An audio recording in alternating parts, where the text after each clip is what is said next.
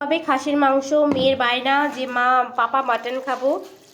তো সবাই ও যেখানেই যায়, আশেপাশে যেই বাড়িতে যায় বলে জানো তো আজ আমাদের বাড়ি মাটন হয়েছে, কিন্তু খেতে পারে না। একটু দাও, এখানে ইলেকট্রিক কেটেলে করে গরম জল করেছে, গরম জল করে দিচ্ছে বর্মশাই।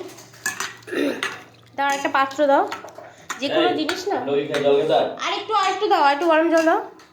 যে কোনো জিনিস না সব কিছুর মধ্যে হাইজেনিক থাকে, তো ভালো করে ধুয়ে দাও। গরম জল ঢালো না, তোমার কিপটামো করছো কেন? জল করে রেখেছি, ব্যাস ব্যাস ছাড়ো। তো দেখো আমি মটনটা ভালো করে ধুয়ে নিয়েছি গরম জলে। তুমি চিকেন ফ্রাই খাবে? ওরে বাবা রে। আমি গাড়ি যাব, তারপরে তো আমি একে একে এর মধ্যে মশলা দিয়ে দেবো। তো আমার মশলার ঝাঁপি আমি বের করে নিয়েছি, এখানে আমার সব মশলা থাকে। আর এটা নিয়ে নিলাম ভিনিগার, ভিনিগার তো দিতেই হবে, ভিনিগারটা দিয়ে নিই। আমিও ভিনিগার দেবো। মা তুমি পরিমাপটা বুঝতে পারবে না শোনা আমার। এই রে, অনেকটা ভিনিগার দেখেছিস, তোকে বললাম আর আমি অনেকটা ভিনিগার ফেলে দিলাম। তো ভিনিগার একটু বেশি পড়ে গেছিলো, আমি ওটাকে সরিয়ে রাখলাম, ফেলে দিলাম। তো স্নেহা একে একে মশলা দিয়ে দিচ্ছে। তো সব মশলা দাও, বেশি করে করে দাও মা, দিতে পারে না তো ছোট মানুষ।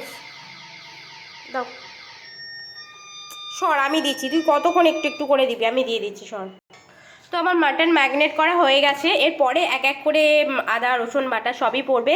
আপাতত এটা ম্যাগনেট করে রেখে দিলাম, এই ঢেকে দিলাম, 2-3 ঘন্টা ঢাকা থাক। এখানে আমার ভাত হয়ে গেছে, আর এখানে আমার ডাল আছে। তো আমি কিছু কাচাকুচি অনেক জামাকাপড় ভিজিয়েছি, চলো দেখাই তোমাদের। বড় গামলার 1 গামলা ভিজিয়েছি, কাচবো কখন দেখো কত ভিজিয়েছি। হ্যাঁ চল, এগুলো কেচে নিই, তারপরে আমি রান্না করব। ভাত আমার হয়ে গেছে, ভাতের ফ্যানটা গেলে নি। চলো দেখা হচ্ছে পার্ট 2-এ।